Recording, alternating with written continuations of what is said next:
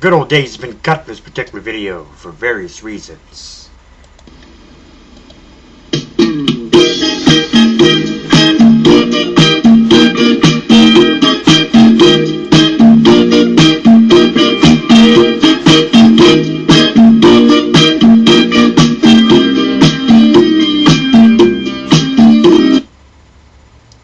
Thank you so much for going down memory lane. Let me take you back and tell you the story of my first real crush.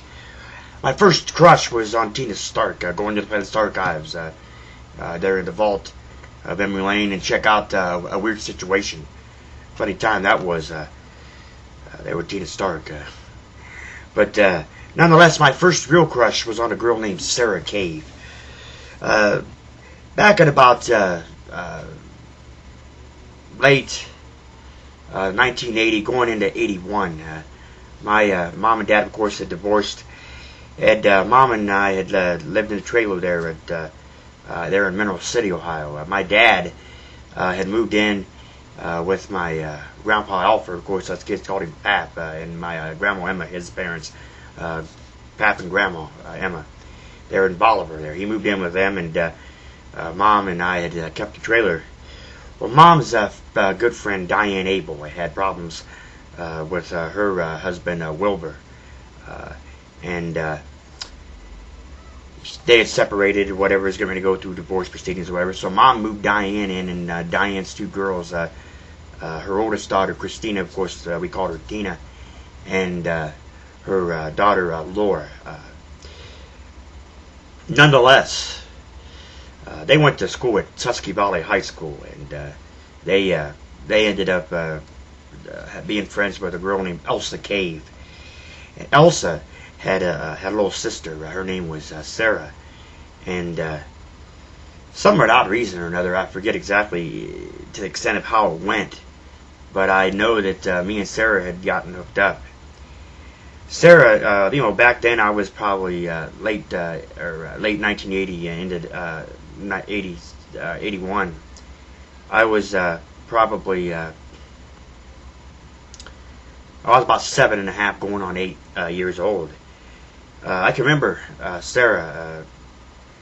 I talked to her on the phone a couple of times, because Laura and Tina hooked me up. Mostly Laura, because I used to get after Laura, because I used to have a huge thing for Laura, and she didn't want anything to do with me. So they, with help from Elsa, whatever, they had Sarah give me a call one time, and I remember ended up falling asleep on the phone with Sarah, and I woke up after about a half hour, 45 minutes, and the phone was still with me, and I'm like, hello? Sarah's like, hey. I said, hello.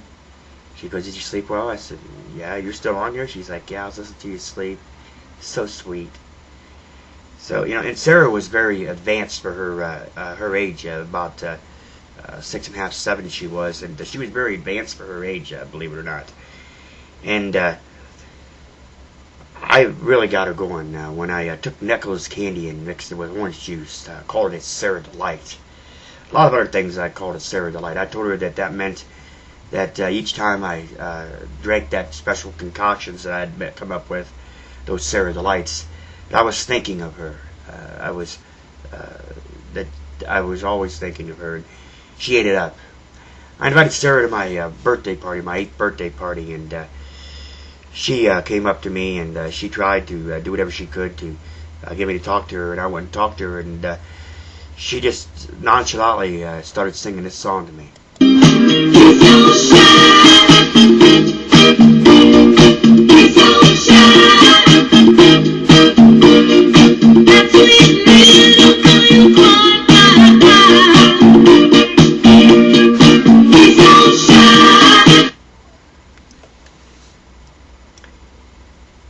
Sarah had asked me that particular day during my birthday party, like I said, she sang that song to me, and like I said, she was really advanced for her age, and back in the day, there in late 70s, or late 80s into 81, nowadays things are completely different. A lot of kids get advanced and everything a lot quicker than what it was back then, but nonetheless, Sarah told me that I was the thing. She told me that I was the hottest guy she's ever seen, or basically into that area. And Sarah and I had went out for a good we started our dating or whatever it was, the first crushes and all that stuff. We call that. Sarah and I was together as as a little boyfriend girlfriend type thing for I'd say about 6 months, going into almost 7 months. And Mom and Dad, Dad had decided that he wanted his trailer back. He wanted the trailer back, and Mom and I, Diane and Laura and Tina had moved out, and we had ended up moving up to Massillon there with my mom's parents, my Papa Lowell, my Grandma Idabel. So I had to say goodbye to Sarah, and it was the hardest thing I ever had to do, and one of the hardest things I ever had to do in my life. Sarah told me, she's like, I can't believe you're leaving. I thought we'd always be together. And I told Sarah, I said, I don't know. I don't know what to say. And when she came over to the trailer that particular day, there on that particular, like a couple days before, we was getting ready to just pack up and go to Massillon. She looked at me in the eyes, and she told me, she says, I know we're young. She goes, and I know we probably really don't know what love is. She goes, but I will always love you. She goes, you know what I like best about that song? He's so shy. I said, well, the fact that I'm shy? She says, no, this.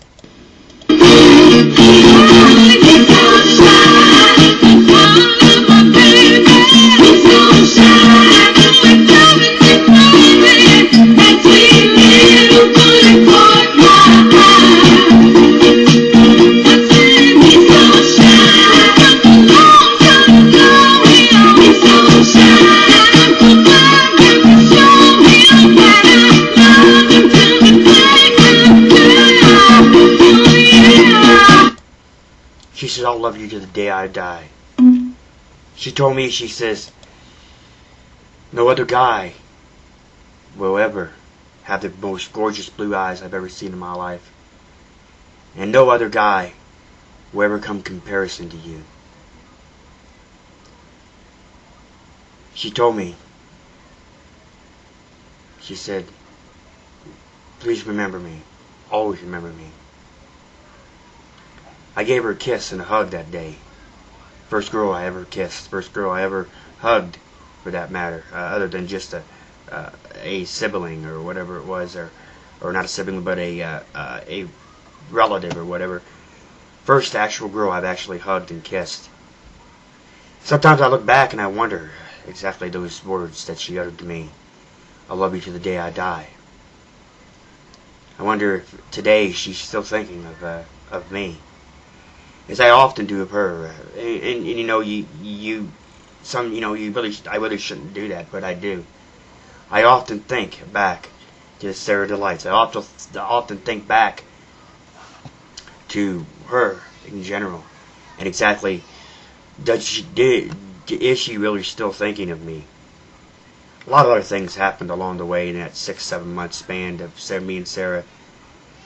Phone conversation, just things in general. I mean, like I said, she was more advanced than back in that day than any other 6.5, 7-year-old that I've ever seen.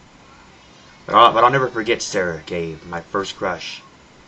And like I said, I wonder if she will, if she's thinking of me, if she's thought of me during this past close to almost close to almost over 20 years, almost 30 years. Well, actually over 20 years, yeah, close to 30 years, but for her anyway. My cousin Lori had graduated from 1995 there at Tuscarora Valley High School, Tusky Valley High, and Sarah was round and about in that area with her there, and I told Lori, I saw going through Lori's yearbook one year that she had one year, and I was down there one weekend and whatever there visiting with my Aunt Sandy and Uncle Bob, and of course we called him Uncle Wab, Lori's parents there at Pap and Grandma Emma's old place. And Lori, I come across Sarah Cave. I said, there's Sarah Cave, you know her? She's like, I've seen her a couple times, yeah. I said, I used to have the hugest crush on her. I said, can you do me a favor? Tell her Roger said hi. If she doesn't know, Tell her, he said, the Sarah Delights, he'll never forget. She told that to Sarah.